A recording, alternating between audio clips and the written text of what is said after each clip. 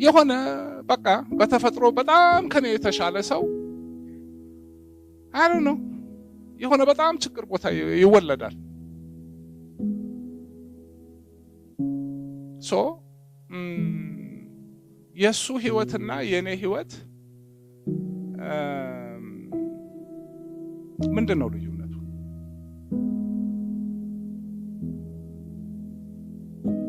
ኦር ሜቢ ኢቭን በተሻለ ምሳሌ እኛ አሁን እናስባለን ሀብታም ደስተኛ ነው፣ ደሃ ሰው ደስተኛ ሊሆን አይችልም። የከተማ ሰው እድለኛ ነው፣ መኪና አለው፣ ፎቅ አለው፣ መጠጥ አለው፣ ሙዚቃ አለው፣ ሰው በጣም ደስተኛ መሆን አለበት። ግን የሆነ ገጠር የሆነ ቦታ ጎጆ ውስጥ የሚኖር አንድ ሰው ያለ ገበሬ ነው ምናምን ግፋቢል ካቲካላ ነው ያለው። ሶ ህይወት ውስጥ ምንድነው ዓላማ? ለምንድነው እዚህ ያለ ነው? ደስተኛ ለመሆን፣ ደስተኛ ህይወት ለመኖር። እሱ አይቻልም ብያችኋለሁ። የለም እኔም ደስተኛ ህይወት የለኝም፣ ግን ደስተኛ ህይወት አልፈልግም። ለምን ደስተኛ ህይወት ብሎ ምን አይገባኝም። ደስታ ማለት ይሄ ነው። ህይወት ውስጥ ኮንቴንትመንት፣ ሰላም ተፈጥሮ ከፈጠረብኝ በቃ ተበላህ በዚህ የሚለኝ ነገር ወጥቼ በቃ ሰላም። ሁሌ ይሄን ደስታ ፈልጋለሁ ደግሞ ሊሆን አይችልም። ሶ ኦልሬዲ ራሴን ሰላም እየነሳው ነው የሌለ ነገር እየፈለግኩ ማለት። ሶ አሁን ሀብታሙ ሰውዬ መኪና ገዛ፣ መጠጥ ጠጣ፣ ገንዘብ የሚያደርገውን ነገር ሁሉ አገኘ፣ አረገ። ምንድነው ትርጉሙ? ደስ ይለዋል? yes ጊዜያዊ አዲሱን ቤት ለ2 ወር ነው ደስ የሚለው። አዲሱን መኪና እንደዛ ነው። ሰላም ይሰጠዋል? ኖ። ኮንቴንትመንት ይሰጠዋል? ኖ። ለምን? ሁሉ ነገር እዚህ ጋር ኖሮ እዛ ጋር ያለችው አንድ አደጋ ገንዘብ እንዴት ሆኖ ያ ሰውዬ እንዲያርጎኝ ምን ኖንሰንስ።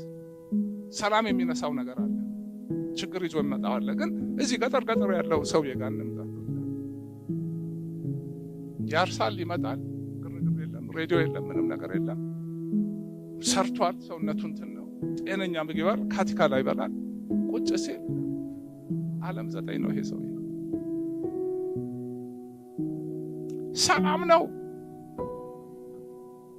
ደስተኛ ነው። አሜሪካ ይሄ ተፈጠረ፣ ራሽያ ይሄ ተፈጠረ፣ ምን አገባው? አያውቀውም። ስማቸውንም ላያውቅ ይችላል። አሁን ምረጥ ብትሉኝ የሁለቱን ህይወት አንድ ምርጫ ነው ያለ። እኔ እዚህ ጋር እመጣለሁ። የዛሬ 30 ዓመት ይሄን አላወራችሁ። እድለኛ ነኝ፣ ያንን ኖሬ አይቼዋለሁ።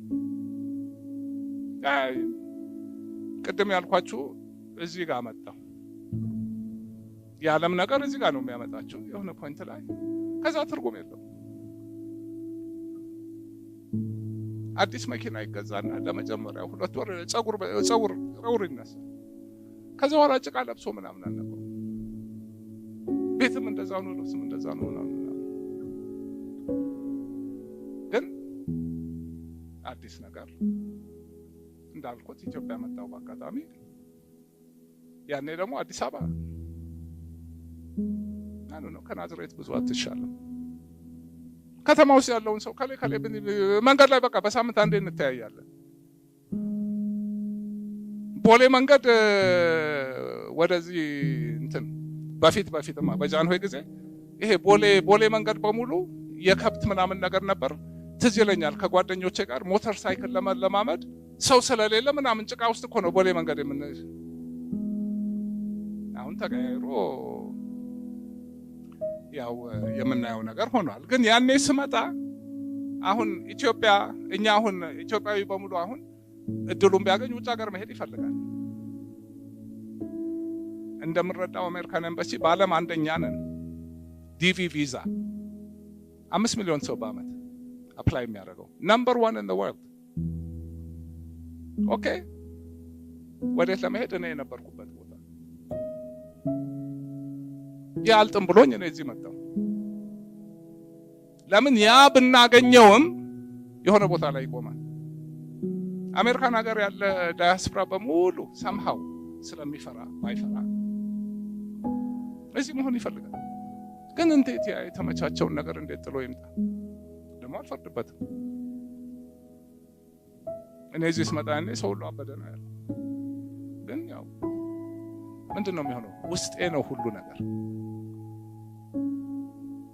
ለውጥ ፈልጋለሁ፣ እድገት ፈልጋለሁ፣ አዲስ ነገር ማየት ፈልጋለሁ። ከምጠብቀው በላይ ያገኘው በቃ በህይወቴ ጥሩ ትልቅ ደስ የሚል ውሳኔ ያደረኩት እዚህ ሀገር መምጣትና አሁን የሄድኩበትን መንገድ መሄድ። ያን መንገድ ባልሄዳው እናንተ እዚህ ቁጭ ብላችሁ እኔን መስማት ትፈልጋላችሁ?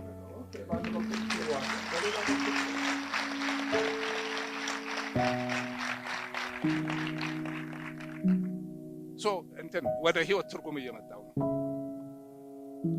ቅድም እንዳልኩት አሁን ይሄን ሁሉ አይቻለሁ። እሺ ዝም ብሎ በፌሪ አይደለም የማወራው። እውነቴን ነው የምለው። አሜሪካን ሀገር በቃ የሀገሩ ሰው የሀገሩ ዜጋ ሊመኝ የሚችለውን ህይወት I don't know 10 ዓመት ውስጥ አቺቭ አደረኩት። ስራ ገብቼ ማለት ያን ለማድረግ ግን ምን ሎተሪ ነው 8 ዓመት ያለ ማቋረጥ ትምህርት ቤት ነበርኩኝ 24 ሰዓት። ያን ደግሞ አውቀው ነበር ጓደኞቼ በሙሉ እኮ ጓደኞቼ የማውቃቸው ሰዎች በቃ ወጥተው እኮ እንዲያም እያሉ ብር ይሰራሉ። በቀን $400-500 የማወራችሁ የዛሬ 40 ዓመት ነው። አሁን ሚሊዮነሮች ናቸው።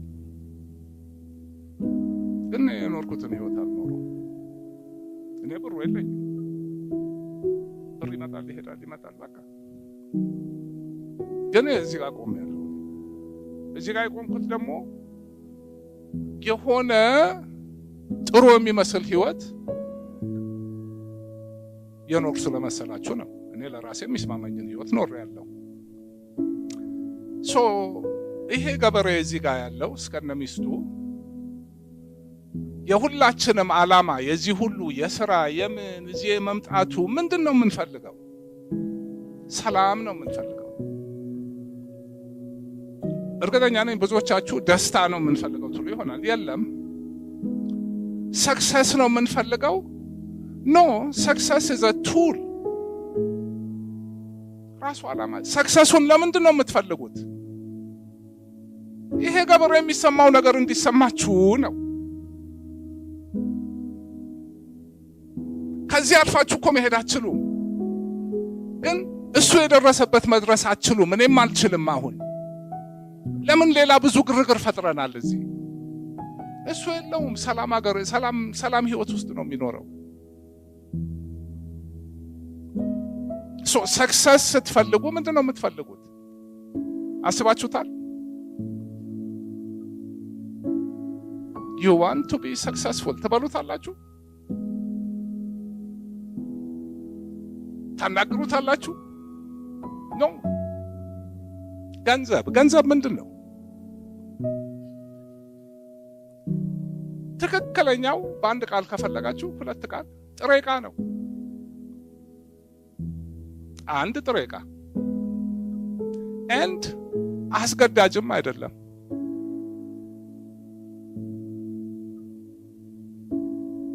አሁን 5 ሳንቲሞች whatever ብቻ